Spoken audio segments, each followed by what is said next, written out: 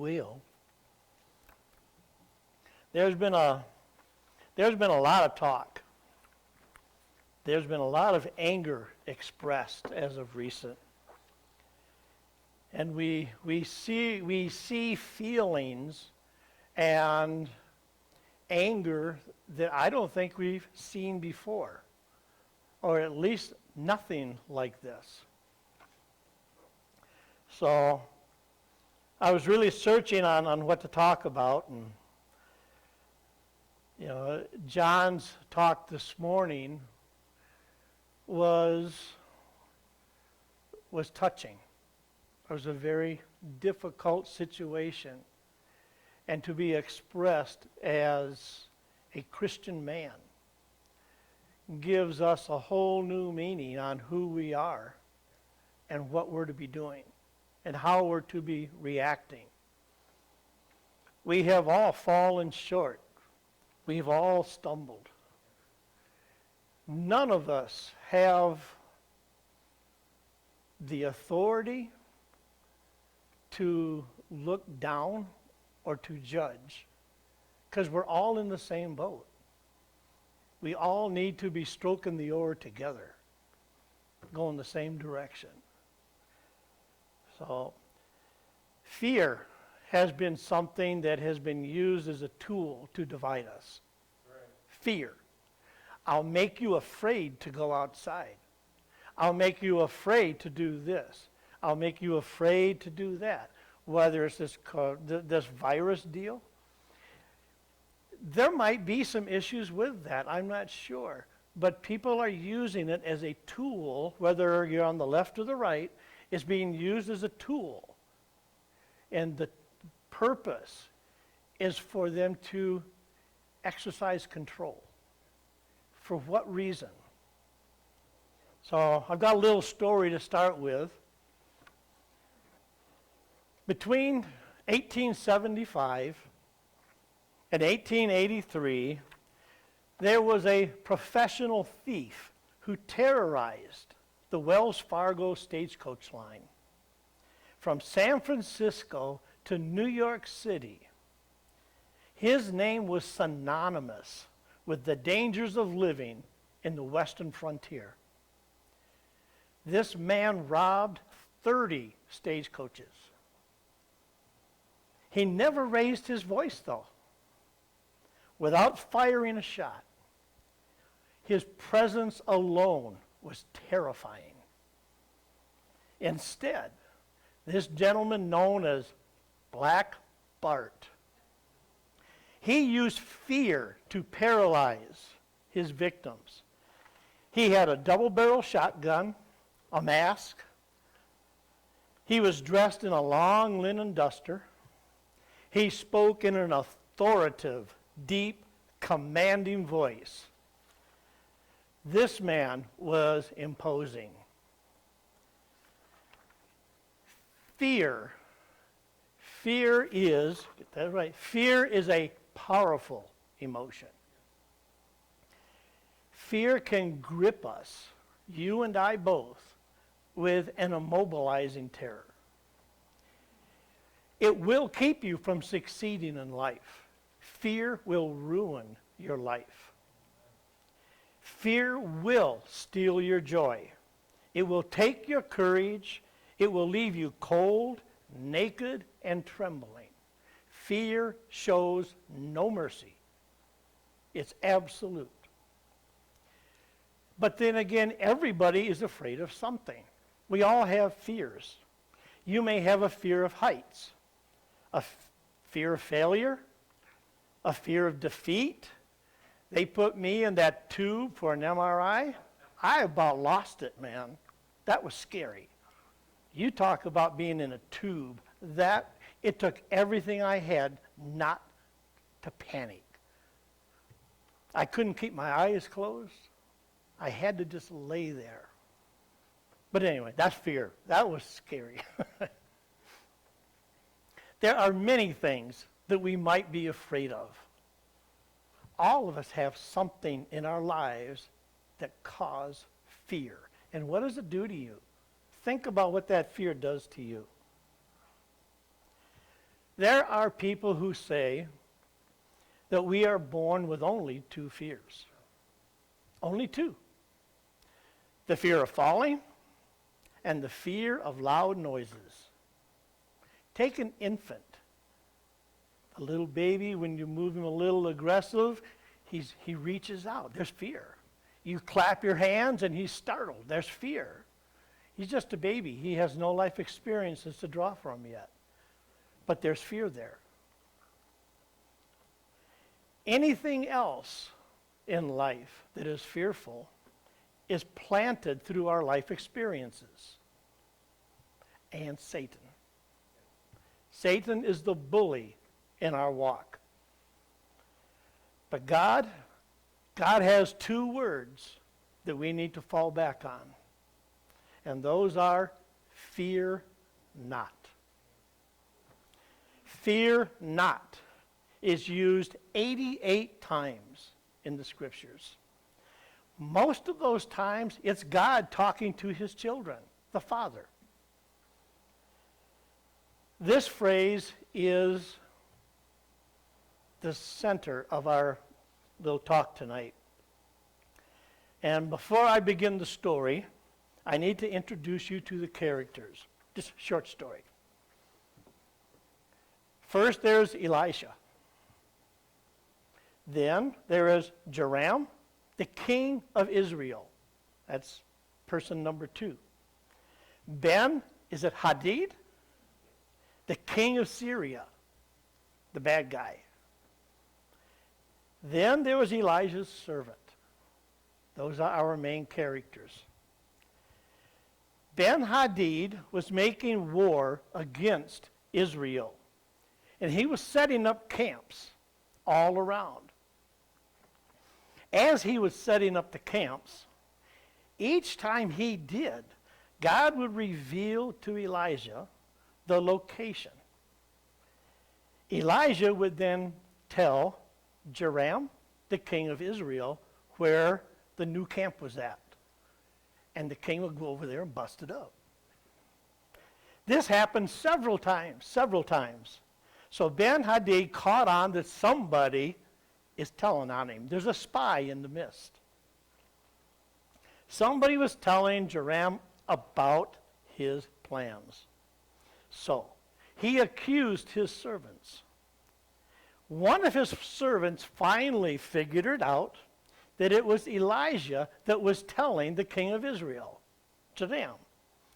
So they sought to find Elijah and capture him and take care of this guy. Once they found him, they surrounded him with a complement of soldiers. Early the next morning, before they had descended on him, Elijah's servant woke up and went outside. And what did he see? Oh my. Every bad guy in the world is on the ridge. He woke up and saw that they were surrounded. His response was, "Oh my Lord, what shall we do now?" Elijah's response, "Fear not, for we are more than they." Oh, wait a minute. How could he say that? 2 against how many? 100? 500? Whatever the complement was that surrounded. And there's only 2 of them, and there is a bunch of the other guys. Was Elijah the eternal optimist? Or did Elijah know something that the servant didn't? What was the difference between Elijah and the servant? The difference was the difference was that Elijah was able to see the armies of the living God, and his servant was not. Now, we're talking real sight. We're not talking about anything else. This is real sight. So Elijah prayed for his servant. "O Lord, open his eyes so he may see." When God opened his eyes, he was able to see that the mountains behind the Syrians was God's army. An army of soldiers, just as real as the Syrian soldiers. Have you ever felt like that servant? Have you ever been trapped or been fearful and there seems to be no way out? You're stuck? How am I going to get through this bad spot? Elijah's servant felt for sure he was looking death straight in the eye, because he knew what was going to happen when those soldiers came down. They were history. And Elijah, his master, turned to him and says, "We are more than they. Don't worry about it." Huh? Elijah prayed. The servant's eyes were opened, and the servant saw what Elijah saw. He saw the army of God standing behind the Syrian soldiers.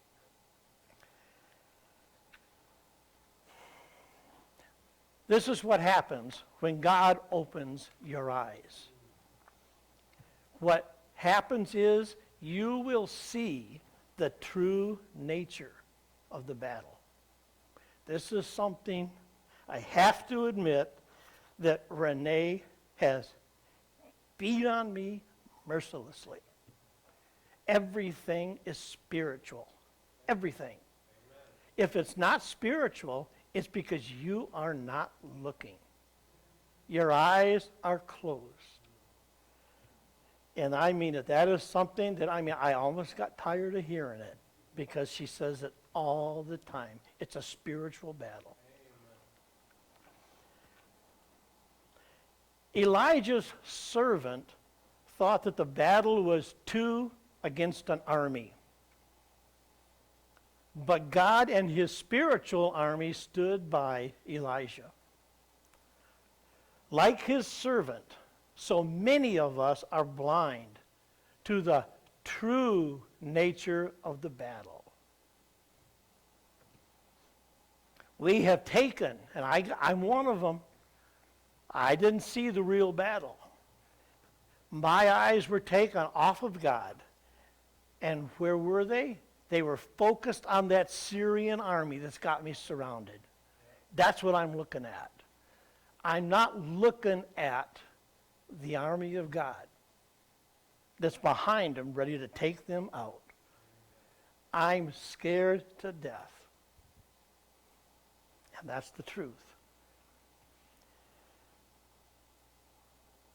I felt totally outnumbered. When we look to God, seriously, when we look to God, he opens our eyes, and then we will see that we are more than they. The best way to do it is almost like close one eye, and what do you see? You only see really half the picture. But when both eyes are opened, all of a sudden, it's a whole new ball game. You see the big picture. Ephesians chapter 6, verse 12 is something we need to remember. For we wrestle not against flesh and blood, but against principalities, against power, against the rulers of the darkness of the world, against spiritual wickedness in high places.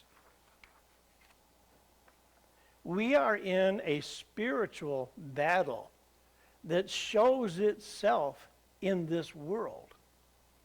But we need to remember what the result of that spiritual defeat or victory truly is. This conflict is not about dollars and cents. It's not about should we get rid of half our flower shops. It is a conflict over authority in our lives. That's the conflict. It's who's the authority in your life? Who is telling you what to do? Where are you going for advice and counsel? That's the battle. We need to remember Jesus has all rightful authority. Remember the word authority. In Colossians chapter 1, verses 16 and 17. For by him all things were created. Everything. In heaven and that are on earth, visible and invisible, whether thrones or dominions, principalities or powers, all things, everything was created by him and for him. And he is before all things. He's up here. And in him all things consist. That's about as absolute as you can get. That's it. There is nobody that is almost in charge with him. Remember, God even created the angels. Satan, it was a fallen angel, rebelled and attempted to steal. What did he attempt to steal? Authority. Authority is the key. He was cast out of heaven. Now Satan wants to control your life and mine. Every human being that's walked the face of this earth has taken part in the spiritual battle. How you have fared is testimony to your walk. 1 Peter chapter 5, verse 8. Be self-controlled and alert. Your enemy, the devil, prowls around like a roaring lion, looking for someone to devour. Satan is a thief. What does Satan want to steal? He wants to steal authority. Not money, not power, authority. Because with authority comes control. With control comes worldly reward. The first thing he wants is authority. Remember what we said a few pages back here. All authority belongs to Jesus Christ. It's not ours to give away. However, we give Satan control when we walk by the flesh and not by the Spirit. James 4:7, submit to God, resist the devil. Pretty basic instruction. Resist the devil and he'll flee from you. Ephesians chapter 6, verses 10 and 11. Finally, my brethren, be strong in the Lord and in the power of his might. Put on the whole armor of God, that ye might be able to stand against the wiles of the devil. What is the armor of God? The first thing the armor of God is salvation. The first thing. Then there's faith, truth, righteousness, God's word, prayer, and the good news of Jesus Christ. That's our ammunition. Satan has powerful forces, but with God, remember, we are more than they. If there is anything that has a hold on your life, ask God to open your eyes so that you can see the big picture. Until you see the big picture, the true nature of the battle, you will never have victory. You will never have it. You need to take the blinders off and comprehend that this battle is for your spiritual well-being. When we open our eyes, we see the Lord. And we are reminded that he is always there, just as he has promised. He has promised for how long? And how long has he kept the promise? Matthew 28, I am with you always. Even Mike knows this one. I am with you always, even unto the end of the world. There's something think about this. There's something about being in the presence of someone stronger than you. That someone soothes your fears. He will protect you. You're safe in his presence. Take example, your child, grandchild, in a dark room. Got to go outside in the dark and put away the chickens. Dad, will you go with me? She's 22. Will you go with me? It's dark out there. There's all sorts of scary things out there. And we look at how a little kid turns to the adult, turns to the mom and the dad. Okay, who's our dad? Do we turn to him when we're afraid? Or do we handle it ourselves? Yeah, we can do that. How many times is your grandkid or daughter asked to go with you when they are scared? That's their word. Fear not, remember, fear not appears 88 times in our scriptures, mostly spoken by God and accompanied by the promise of his presence. In Genesis 26, when Isaac was afraid, the Lord said to him, I am the God of your father, Abraham. Do not fear, for I am with you. Isaac had something to be afraid of. And God spoke to him. I am with you. Don't worry about it. Jeremiah 42, verse 11. When Jeremiah was afraid, God said, do not be afraid of the king of Babylon, whom you now fear. Do not be afraid of him, declares the Lord, for I am with you and will save you and deliver you from his hands. That's a straightforward statement. Psalms 139, 7 through 10. When God is with us, there is no reason to fear. 1 John 4, 4. He who is in you is greater than he who is in the world. How many times does the Bible have to say it before we comprehend it or before we understand it? I mean, I just quickly read, 4 or 5 quickies here? How many times does the Bible have to say it before it's planted, before we say, I got it? We are also reminded of God's past victories. In Deuteronomy 7, Moses is talking to the people of Israel as they are about to enter the promised land. This is my favorite part of the Bible, because this is a war story. Yep. And he turns to his generals and said, there are 7 nations out there that are stronger than we are. They have more soldiers than we do. That's not a very encouraging message to give to your troops when they are being told, we got to go there. If you want to get your people excited, don't tell them they're smaller and outnumbered and they're weaker.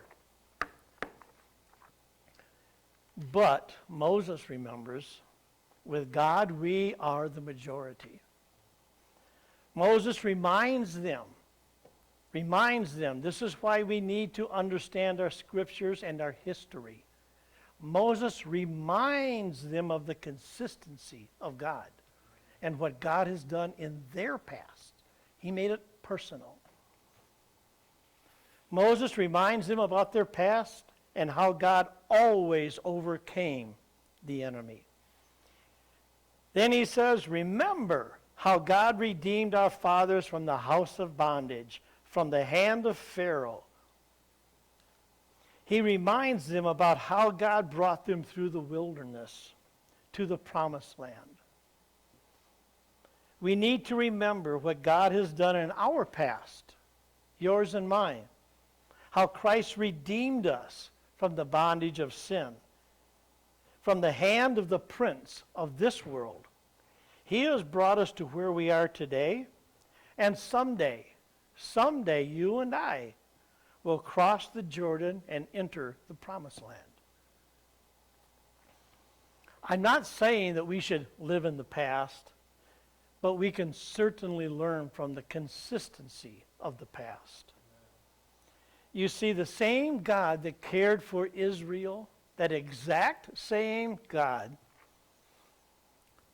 is the one that died for us and rose again to take care of our sin nature.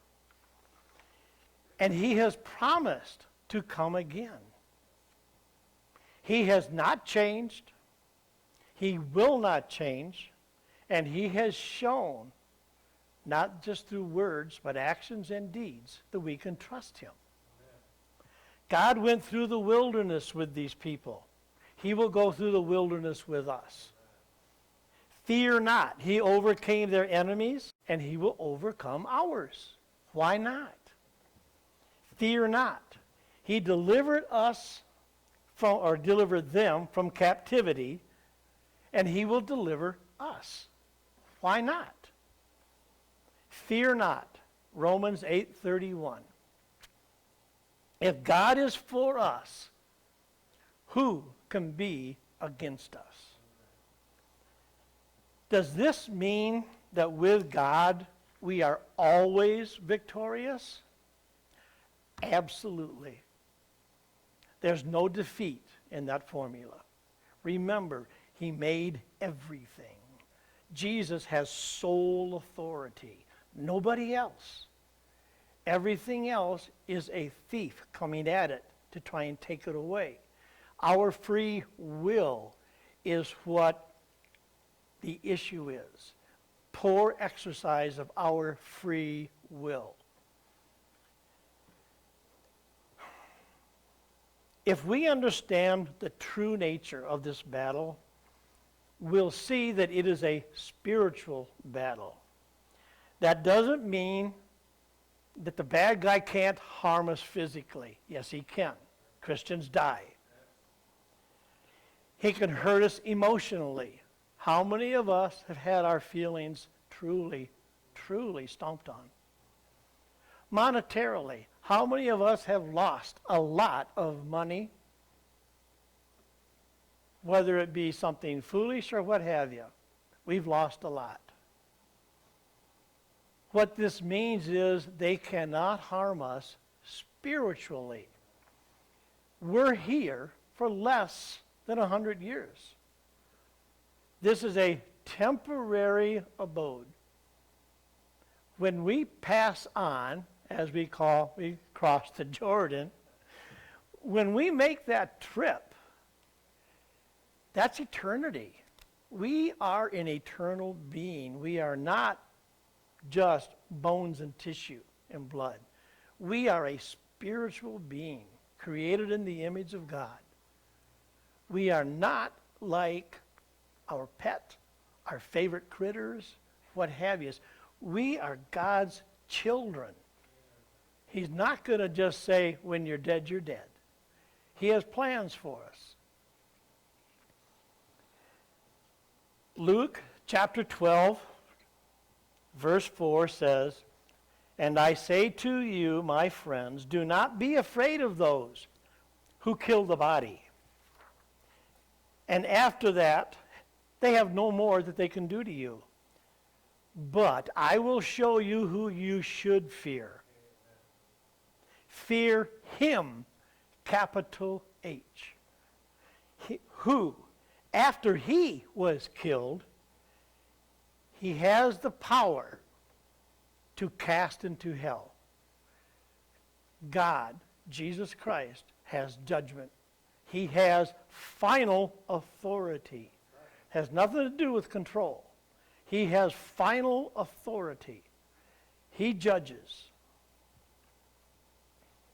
I say to you, fear him. With God, we will overcome the greatest enemy of all. 1 Corinthians chapter 15, 55 and 57 says, O death, where is your sting? Hades, where is your victory? The sting of death is sin. The strength of sin is law. But thanks be to God who gives us the victory through Jesus Christ. Amen. In conclusion, boy, we're there. Cool. I've enjoyed this because I learned a lot. I learned a lot doing this lesson, man. It was a real slap across the face. It really was. In conclusion, though, in case we are wondering what happened with Elijah and that band of soldiers that were going to pounce down on him. Okay, back there. What happened with Elijah? Well, when the Syrian army came down the hills toward Elijah, the Lord struck that entire army with blindness. Elijah and his servant walked home. What happened to Black Bart, the scourge of the West? The man who was feared by everybody. Well, it turns out that Black Bart was not what he appeared to be, like Satan. When his hood came off, they did not find a bloodthirsty bad guy, the bandit from Death Valley. What they found was a mild-mannered druggist from Decatur, Illinois. That's Black Bart. Why he never fired a shot? The guy was scared of his gun. He wouldn't put a round in the chamber for fear it would go off. What a bully. What a bully. The question is, do we have any false fears in our life? Please remember, it is a spiritual battle. And if you see it as a monetary battle, if you see it as a possessionary type situation, remember that's not the whole picture. The whole picture is when you open your eyes and you see that it is a spiritual battle. It is Satan working towards gathering authority from you, not control. Satan wants authority because authority allows control. Control allows possession. Authority gives everything. And remember, Christ is the only one who has total authority. We need to see the true nature of the battle. Here's a list of short truths that we can fall back on. Genesis 17, 5 and 8. I think I got this right. You with me, Big John? Yep.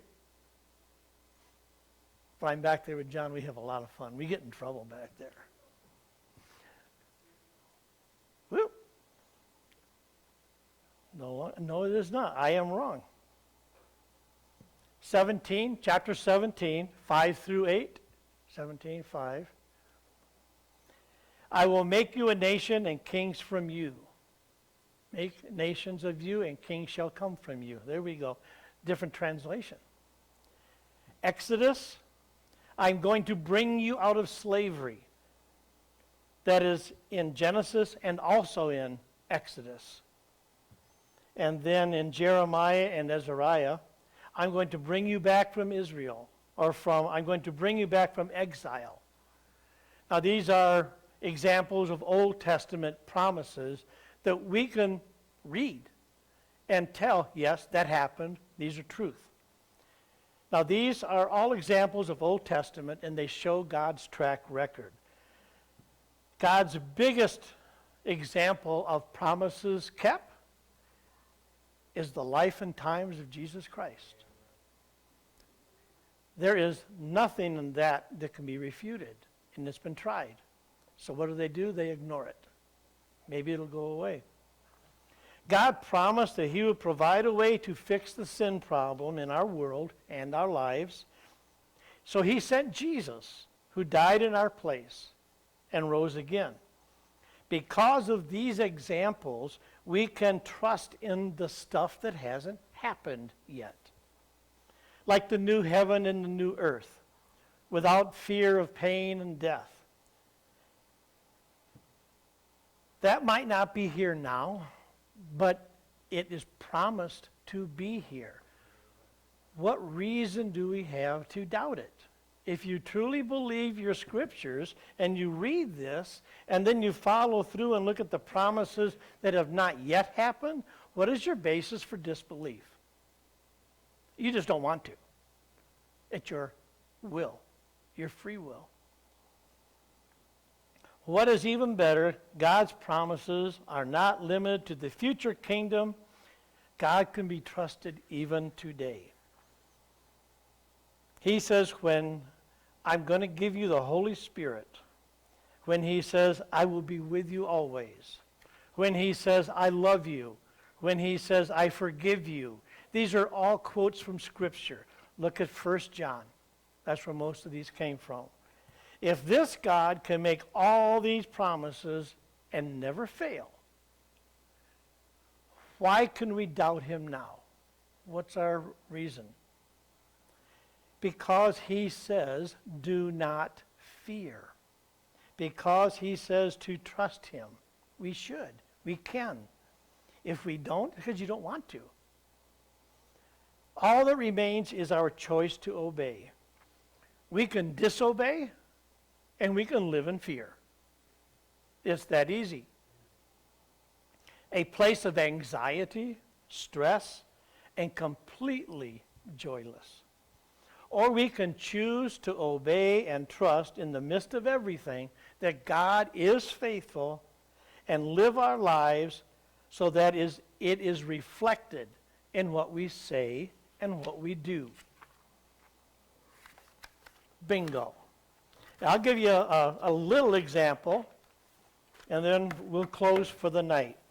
Is now that I am sort of maybe kind of semi-retired, I'm trying not to go to work but a couple days a week. We've got the best crew we've ever had and the only store we have left. I put the Sierra Vista store up for sale and never received an offer. Not one. So I can't sell that store.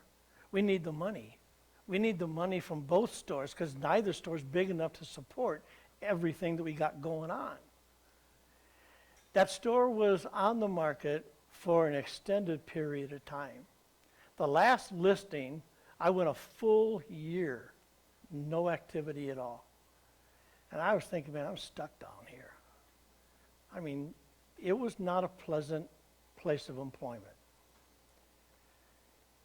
Real estate agent calls up and says, "I'm going to take it off the market, Mike."